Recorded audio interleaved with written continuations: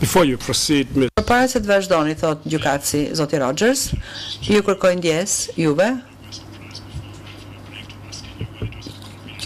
kur ju pyeta dhe ndoshta ju habite nëse ishte kohë e përshtatshme për të bërë pushim dhe me këtë dua t'ju kërkoj falje të gjithëve sepse nuk ju përmenda që në fillim kohën se sa do të punojmë. Kur fillova punën, më thanë që pushimi 30 minutash është i domosdoshëm me qëllim për transmetimin dhe për të bërë korrigjime të scenografët të proceseve verbaleve. Dhe e vetmja mënyrë për ta bërë këtë është për ta ndarë kohën në këtë mënyrë. Pra seancën e parë 1 orë e 15 minuta, të bëjmë 30 minuta pushim, të paktën mos ta habitemi më, kur tani do të vazhdojmë deri në orën 5:01. Nuk ka problem, thot Rogers, do të përpiqem ta kem mendjen ke ora. Të nderuar gjykatës, ti kthejmë edhe një herë tani, të shikojmë akuzat individuale në akt akuz. Pika 1 në këtë akt akuz pretendon vrasje, trajtim mizor, tortur në lidhje me 3 viktima. Ivan Zaric, një serb, Burim Bejtja dhe Agron Berisha, të dy Roma egyptian. Dëshmitarët do të thonë në lidhje me këtë pikë se është si pjesë e konfliktit armatosur rreth 98-99 forcat serbe kanë sulmuar fshatin e Grabanicës. Ky është një fshat i rëndësishëm dhe është vendi i parë ku përmendet në komunën e Klinës. Dëshmitarët përshkruajnë natyrën e atij sulmi, thonë se pati 2 ditë granatime, më pak ditën e dytë, pas të cilëve u zhvillua sulmi toksor. Pavarësisht sulmit, pavarësisht konfliktit armatosur, ata që banonin atë zonë, megjithatë duhet të mbijetonin dhe jeta duhet të vazhdonte. Në kohën e sulmit, rreth datës 19 maj 98, 3 djemë të rinj apo djemë të rinj fare të moshave 22, 15 dhe 16 shkuan nga fshati i Dollacit rreth 10 kilometra larg Grabanicës për të bluar grurin në Grabanic. Sipas dëshmitarit 31 dhe 66 të rinjt shkuan për të bluar grurin në Grabanic me një karrocë. Njëri ishte serb, Ivan Zaric, dy të tjerët ishin rom, si që i përmenda. Ata vinin nga një komunitet i vogël ku banonin serb, roma dhe shqiptar katolik në harmoni me njëri tjetrin. Zakonisht, ky lloj udhëtimi zgjaste disa orë, por këta 3 të rinj nuk u kthyen më kurrë. Dëshmitari 80 i përshkruan se i kishte para ditë mullirin në Grabanic. Ai thotë që ishin 2 shqiptar që ai i citon si fëmijë të moshës 16-17 në një karrocë që erdhi në mulli. Njëri i treti kishte ndenjur jashtë. 2 fëmijët shqiptar, thot ai, ishin kushurim me njëri tjetrin nga fshati Donac. Ishin të sjellshëm, thot.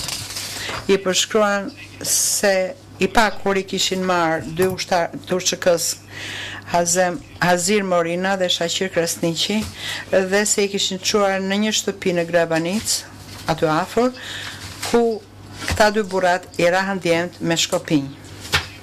2 burrat pastaj deklaruan se do t'i çonin në Jablanic. Disa ditë më pas, dëshmitarit 80 i përshkruan se i kishte parë përsëri. Kësaj here ai përmend atë një të quajtur burg në Jablanic. Në këtë kohë ai vetë ishte ndaluar aty dhe punonte në kuzhinën e kësaj zone të burgut në një garnizon ku ishte shtabi i UÇK-s. Ai thotë se ky vend ishte në krahun e majtë të rrugës nga Zhabeli. Mbase ju kujtohet se Zhabeli është në jug të Jablanicës. Ai thotë që ishte në afërsi të një xhamie dhe të varezave dhe të asaj që ai e përshkruan si ambulancë. Do t'ju tregoj një numër fotografish të nderuar gjykatës të fshatit Lebanic, të vendit ku sipas prokurorisë dëshmitari ka identifikuar vendi ku ishte burgu, garnizoni. Dhe disa nga fotografitë të cilat janë treguar dëshmitarëve në gjyqin e mëparshëm dhe janë identifikuar nga dëshmitari 3 dhe dëshmitari 6 si vendet ku ata kanë qenë të ndaluar në Jabllanicë. Tani do t'i shikoni një nga diapozitivet e parë, në hartën tuaj ka është numri 13. Është një fotografi ajrore që tregon fshatin Jabllanicë. And you can see the main road running. Dhe aty shikoni rrugën kryesore që kalon përmes Jabllanicës dhe pamja e kësaj fotografie shikon në drejtim të Glogjanit Katolik drejt Xhabelit. Po të ndiqni rrugën, duke filluar në anën e djathtë të fotografisë dhe të vazhdoni të futeni në thellësi të fotografisë, do të shikoni xhamin në një farkodre dhe pastaj aty pas është një varrezë e vogël. Shikoni guret e varreve aty tek thesa e rrugës dhe tek thesa e rrugës shikoni një ndërtesë me tulla të kuqe dhe disa objekte përpara saj. Aty është zona e varrezave. Pas rrugës, aty në distancë mund të shikoni një grup ndërtesash me çatime të kuqe, me tjegulla të kuqe. Dhe për mendimin e prokurorisë, aty është vendi ku janë ndaluar këta individ. Në hartën tjetër që keni përpara tani, kjo është një pamje ajrore e fshatit. Pastaj e keni në sistemin elektronik me numër 03036, faqja 2. Ne kemi shënuar diapozitivin tjetër sa për të përpjekur për t'ju ndihmuar ju të orientoheni në këtë zonë. Këtu do të shikoni në veri është Glogjani Katolik. Xhabeli është në jug. Dhe vendi që për mendimin ton ishte vendi ku janë ndaluar këta individ, është ajo ndërtesa që është në anën e majtë të rrugës që del nga Xhabeli, kur hyn në fshatin Jabllanicë. Pra, e shikoni që është e rrethuar me një rreth. Imagjinoni sikur jeni duke ecur me makinë në atë rrugë, kur vjen merr kthesën, aty ku është zona me pyje, aty është zona ku takohen dy rrugët, ku është dhe xhamia. Shikoni, imagjinoni nga dy anët, nga dy drejtimet, sa për t'ju ndihmuar, për t'ju orientuar disi në gjeografinë e kësaj zone.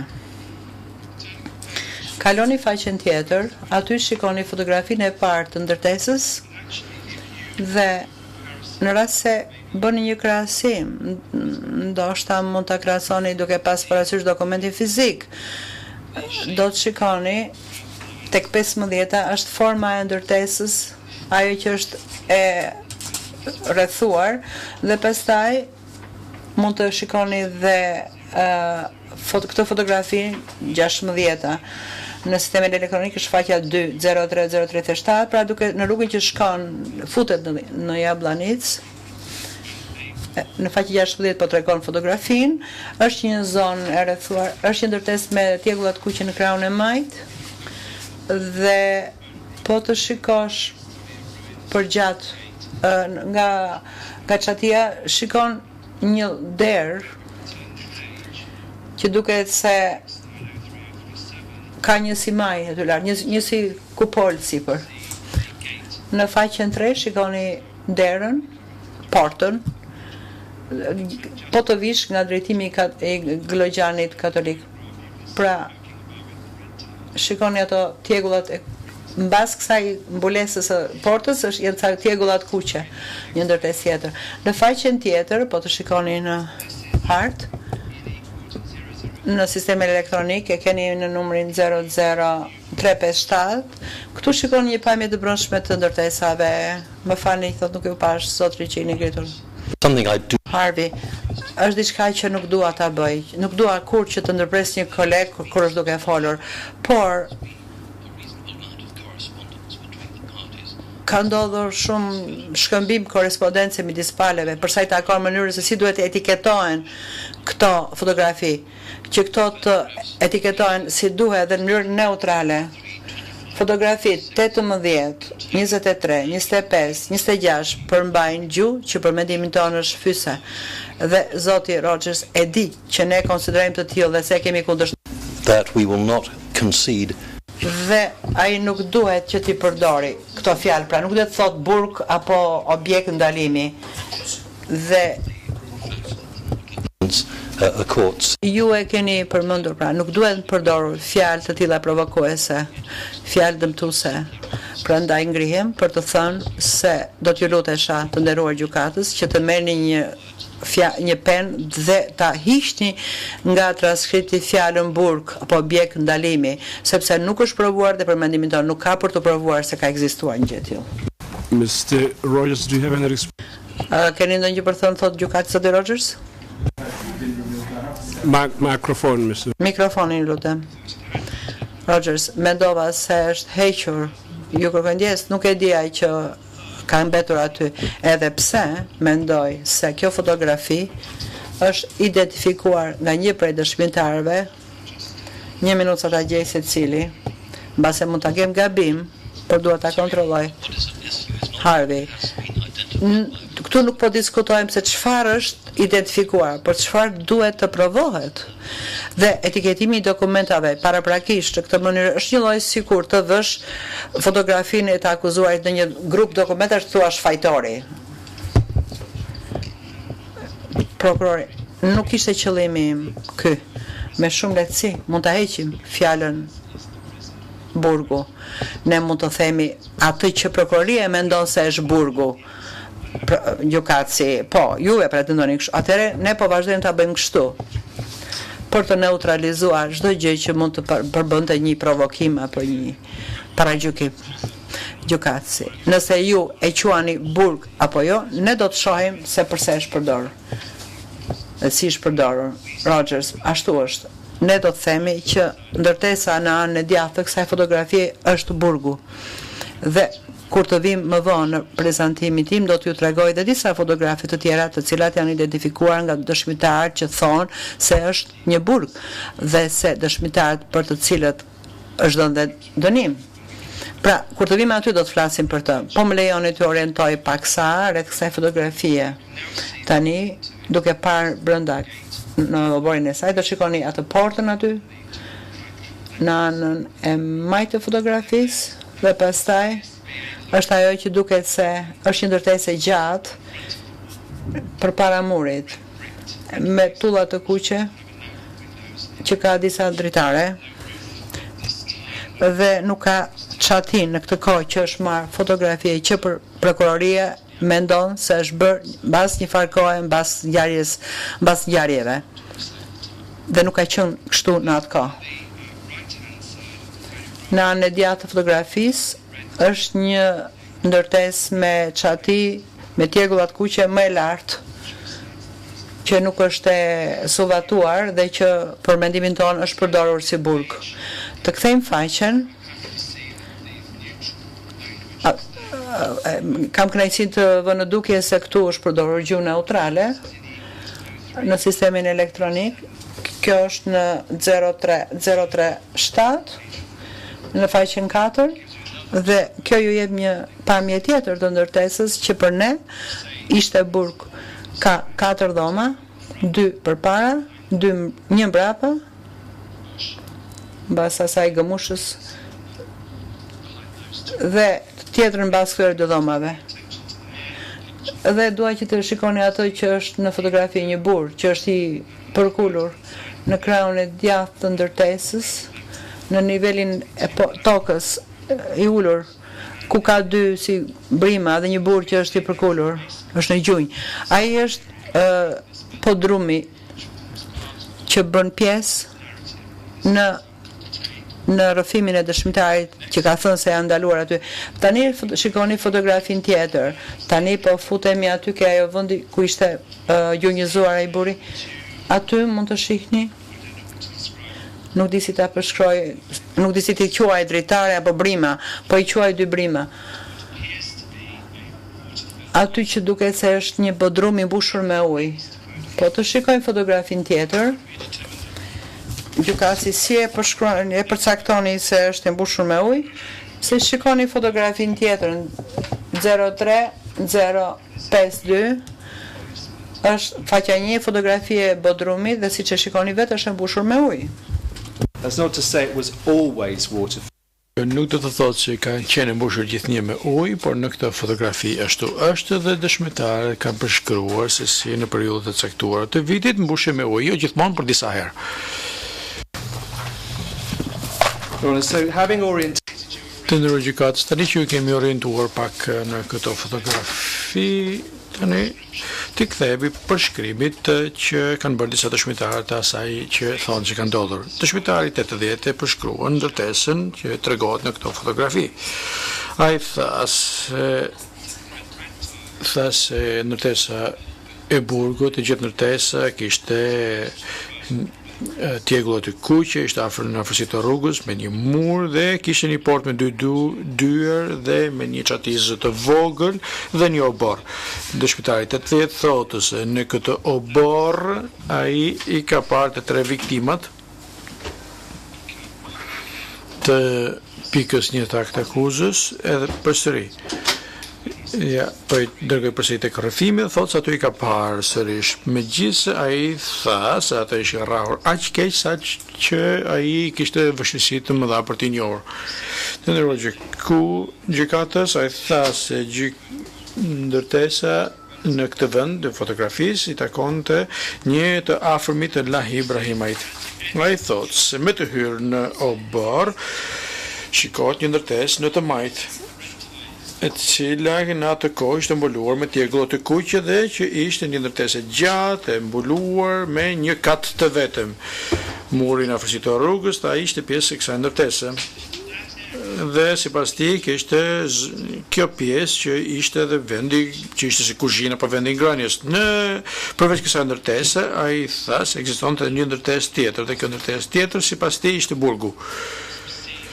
Të ndërrojë gjykatës që keni parë në fotografi dy ndërtesat e treguara. Ai tha se ishte katror me një çati që sipas tij kishte 3 këndësh, tha se kishte edhe 2 sheme, edhe një bodrum, kishte 4 dhoma, 2 në pjesën e parme, 2 në pjesën e pasme dhe me një korridor në mes, tha që ishte ndërtuar me tulla të kuqe, e pa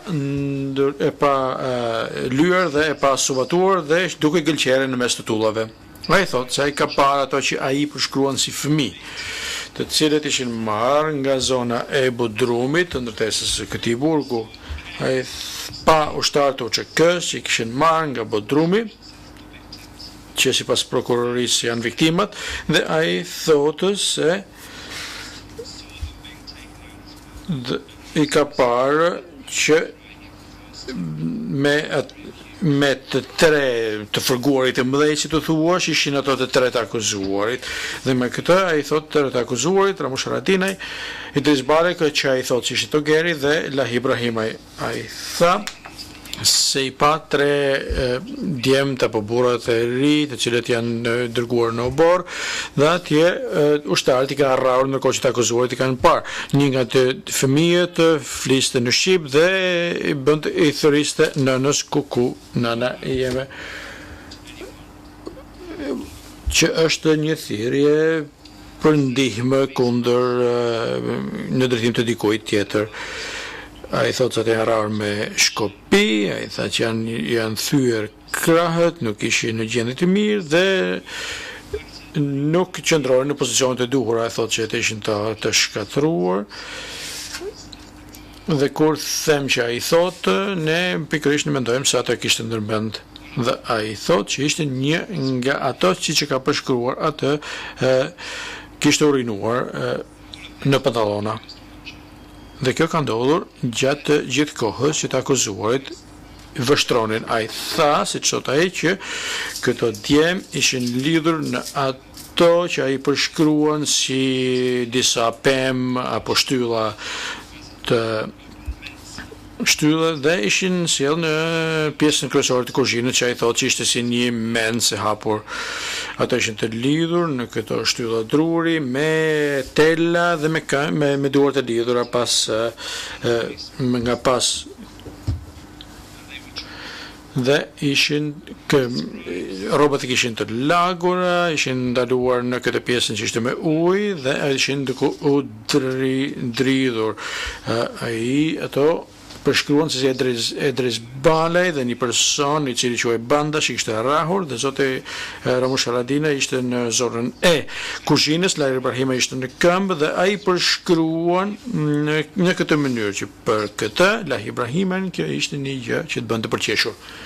Ky është përshkrimi që bën ai. Vazhdon më tej që Lahiu filloi të merrte pjesë në rrahjen e tyre, përdori çdo gjë, këpucët, shkopit, dhe më pas ai vazhdon të përdor fjalën fëmijë, kjo është mënyra si përshkruan ai dhe thotë se ato nuk i ndalonin dot fëmijët që të urinonin. Nuk po sugjeroj që ishin fëmijë shumë të ri, por kjo është përshkrimi i tij dhe njëri prej tyre thëriste në shqip nën o nën. Ai thotë se gjatë rrahjes Lahir Ibrahima i ka akuzuar djemtë që ishte të tërguar nga ushtria serbe. Ato kishin në xhepët e tyre 100 marka gjermane dhe ai thotë që me qëllim që të mbronin veten e tyre kur ishin rrahur, ata thanë po serbët na i dhan këto para. Mirë po, ai, dëshmitari, nuk e ka besuar se kjo ishte vërtet, ai nuk mendoj se këto ishin lloj i njerëzve që serbët të dërgonin pa, se që ka thënë ai, pa atë asnjë ditë shkollë. Ai thotë se të rrahur vazhduan për rreth 20 minuta. Ai më pas pa Edris Balen që ka marrë ka nxjerr nga mburoja një thik të madhe dhe të mprehtë Bale tha unë jam këtu për të vrarë njerëz, ai vuri këtë thik në veshin e njërit nga këto të tre dhe e preu tërësisht. 2 djemtë të tjerë sipas tij u rritën më të madhe. Mas kësaj vazhduan të rrahurat dhe dëshmitari 80 dëgjoi Lahir Ibrahimin dhe Edris Balen të gerin që të thanë që do t'i jepnin letra për në drejnicë. Kjo shprehje sipas tij do të thotë që ato nuk do të shiheshin më, pra që do të ekzekutoheshin. Dhe ai thotë se pasi ishte prerë vesh, ai nuk ishte në gjendje që të vëzhgonte më, shkoi në pjesën e pasme të mencës apo të kuzhinës duke pretenduar se po bënte diçka. Përveç dëshmitarit 80, prokuroria argumenton se dëshmitari 81 do të jap dëshmi që do të mbështesë edhe dëshminë e këtij dëshmitari dhe duke dhënë edhe rrëfimin e tij mbi atë që ka parë. Të nderuar gjykatës, ne e pranojmë se ekzistojnë ndryshime të brendshme midis rrëfimit të dëshmitarëve dhe mes rrëfimit të tyre dhe ju të nderuar gjykatës në momentin e duhur do të duhet të vendosë se ç'pesh do të vini dëshmisë së tyre. Mirë po këtë janë qëndror në këtë akt akuzë dhe prandaj po i përmend këtu. Sipas nesh, dëshmitari 81 mbështet dëshminë e 80-s. Dëshmimi 81 ishte antar i UÇK-s, por nuk ishte i bazuar apo me qendrën e Jabllanic. Ai tha se ishte dërguar në këtë burg dhe atje kishte takuar Nazmi Ibrahimin dhe Lahir Ibrahimin, të cilin e ka njohur me pseudonimin Maxhupi. Ai përshkruan që ky burg ishte në rrugën në drejtim të Zhabelit dhe në fund të rrugës jashtë të fshatit të Jabllanicës, ndërkohë që udhtohet për në drejtim të Zhabelit. Dhe kështu është të nderuar gjykatës. Ai përshkruan këtë burg që kishte me një kat dhe me një bodrum si një shtëpi e abandonuar, e cila nuk ishte as dyer as drejtare dhe nuk ishte lyer as suvatuar në muret e jashtme. Kishte 4 dhoma, thot ai, 2 në pjesën ballore dhe 2 në pjesën e pasme. Dhe sipas ai thotë se ekzistonte edhe një bodrum i cili ishte pjesërisht i mbushur me ujë. Ai thotë që në pjesën e bodrumit ndodheshin 7 të burgosur, 3 të rinj, një serb dhe 2 rom dhe 4 persona pak më të vjetër, 2 burra dhe 2 gra. Midis dhe këtu do të bëjmë kujdes kur përdorim fjalën të vjetër midis moshës 40 dhe 60. Ai kishte supozuar se gratë ishin gra serbe pasi nuk ishin në kokë shamin tipike shqiptare që i mbanin gratë shqiptare. Ai thotë se të burgosurit duke se ishin rrahur dhe kishin humbur shumë peshë. Më vonë gjatë asaj dite, dëshmitari thotë se ka parë Lahi Ibrahimin dhe Ramush Haradinën dhe Idris Bale. Ai ka njohur Ramush Haradinën që nga viti 1995 e ka takuar atë disa herë që nga marsi vitit 1998. Ai përshkruan marrëdhëniet midis Ramush Haradinës dhe Lahi Ibrahimit si një marrëdhënie të cilën Ramush Haradinaj i referohej Lahi Ibrahimit si Dajko, që do të thotë Daj. Ibrahimajt, si thot ai, kishin shtëpinë në Jabllanic dhe Haradinajt në Glogjan, mirë por në thelb që të gjithë ishin pjesë një familje të madhe të vetme. Gjatë mëngjesit asaj dite kur ai arriti në këtë burg, Lahi Ibrahimaj i tha që të dilte jashtë. Ai pa dy romët dhe viktimën serbe të cilët janë nxjerrë nga Bodrumi. Ne themi se ka parë këta persona. Jashtë ishin rreth 12 ushtarë të UÇK-s, përfshirë të akuzuar dhe përshkruan të burgosurit që shashin, merreshin në pyetje dhe rriheshin për shkak se konsideroheshin se ishin serb, spion serb. Ai thotë se dëgjoi Ramush Haradinën që i shante dhe i fyente duke thënë gjëra që ku janë forcat tuaja serbe, unë do të vras dhe ju qifsha nënën serbe. Ai thotë se ato janë pyetur në gjuhën shqipe kryesisht nga Lahi Ibrahimi, por edhe nga dy të akuzuarit e tjerë, Togeri dhe Ramush Haradinaj, lidhur me vendodhjen e forcave serbe. Lahi Ibrahimaj dhe Idris Bale shanin, por kryesisht ishin duke rrahur. Lahi Ibrahimaj, thotë ai, kishte përdorur një shkop bejsbolli. Nazmi Ibrahimaj dhe Ramush Haradinaj po kështu kanë marrë pjesë në rrahjen e tyre.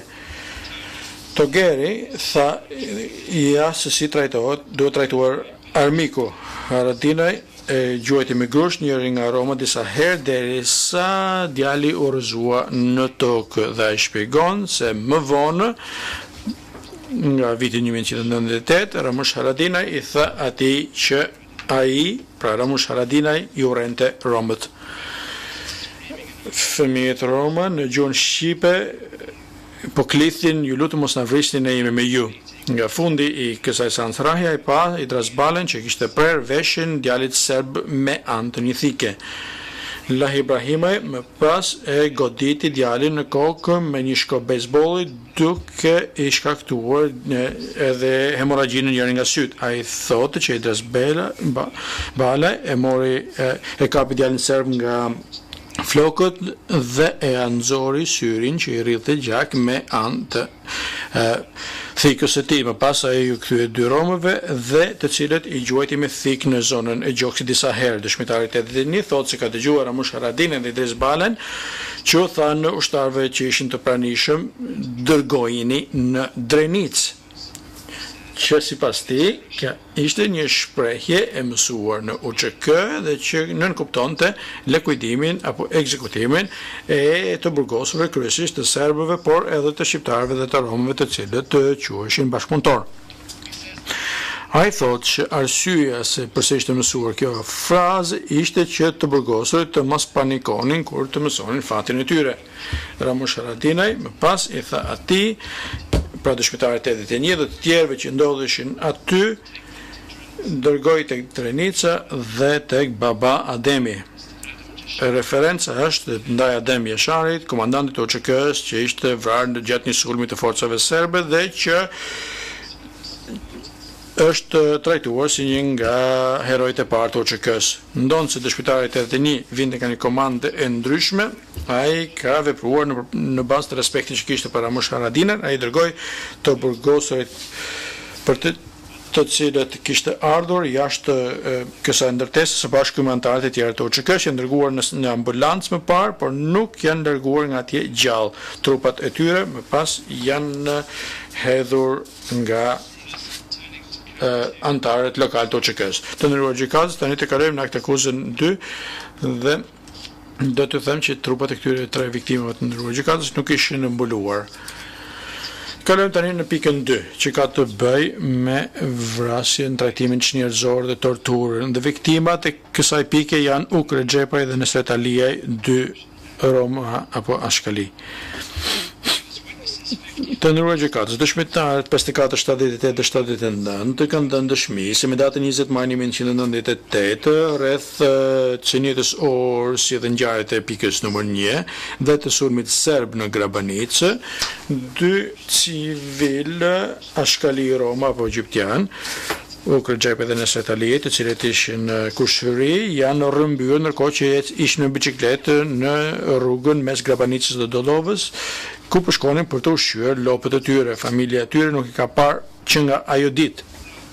Ndonë se në vitin 2003, rrobat e Ukre Xhepajt janë identifikuar mes rrobave të vendosura nga kryqi i kuq me qëllim që të identifikoshin persona që kishin humbur në Kosovë.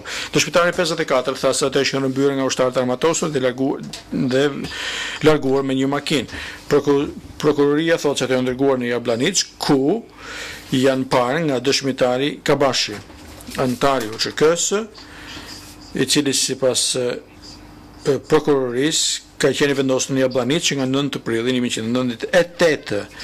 Ai përshkruan ato si 2 burra me të përkatësisë etnike rom, të cilët ishin të lidhur njëri me tjetrin pra kushëri, njëri thotë që kishin lidhjen e vjehrit me dhëndrin. Ai kishte parë në atë mëngjes në Grabanic që ishin ndaluar nga ushtarët e UÇK-s me të tjerë në një shtëpi serbe. Ai thotë se ato janë akuzuar se ishin bashkëpunëtorë të serbëve.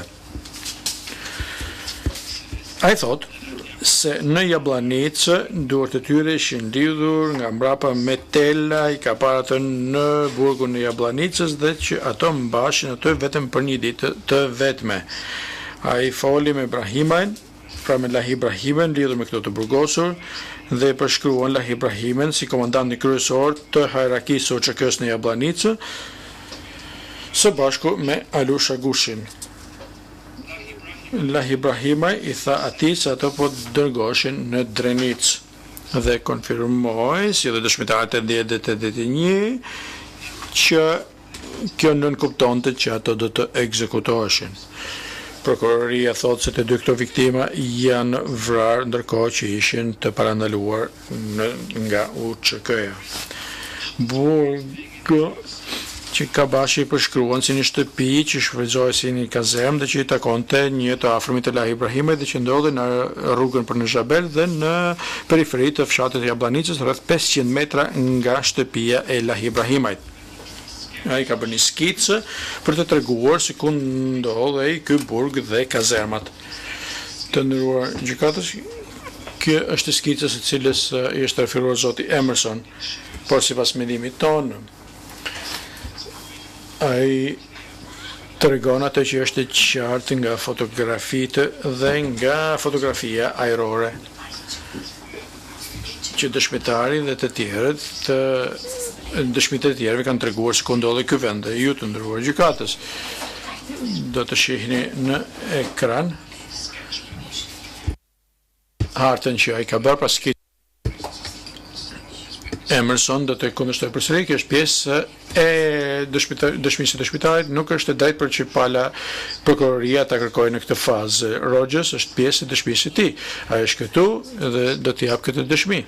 Do të shpresoj që ju të nderuar gjykatës ta shikoni tani këtë çështje dhe ta trajtojmë në të njëjtin kohë tani. Mikrofon nuk ka. Trupi gjykuesi ka bërë koment të saj lidhur me mënyrën e paraqisjes së dokumentave si prova materiale pa dëshmitarët përkatës. Dhe është dakord që të thoni që do të tregoni një skicë. Rogers po do ta lë në këtë pikë, gjykatësi faleminderit. Rogers Kabashi ka përshkruar se si ka përshkruar të burgosurit e tjerë që ndodheshin atje kur shkoi atje nga fillimi i prillit të vitit 1998. Dhe 2 persona, Afrim-Morina dhe një tjetër, i cili kishte emrin Idris, nuk e dinte mbiemrin e tij, të cilët ishin arrestuar pasi trajtoheshin si spion dhe Lahi Ibrahimaj, i cili e gjuante me shqelma njërin apo tjetrin nga ato. Përveç kësaj ka shpjeguar të rrahur dhe tortura të individëve të tjerë në veçanti të romave nga fshati Budislac, Afriktinës, ku I ka parë të rrahur, të vrarë me një bajonetë që pastaj ka vdekur dhe përsa ka mundur të kuptoj Karbashi, krimi vetëm I tij ishte që ka patur një kamerë duke nërkohë që shkon nga Budisalci në Kralan, viktima vazhdon të thoshte se kamera ishte përpiktuar të martesës së tij, po ishte rrahur pasi ishte dyshuar se kishte marrë fotografi të pozicionit të UÇK-s. Ti kthehemi tani me pikave 3, 4 dhe 5 në rrugë gjykatës, dua të ti trajtoj së bashku pasi dëshmia e tyre është kaq e përbashkët sa do të ishte problematike të bëj përpjekje për t'i ndarë ato, kështu që shpresoj që ju t'i pranoni së bashku. Edhe përsëri këtu bëhet fjalë për vrasjen, trajtimin shtrenjtor dhe torturën. Pika 3 ka të bëjë me një dëshmitarin 6, një katolik kosovar shqiptar, 4 viktima është Nenad Remishtar, një polici trafiku rrugor serb,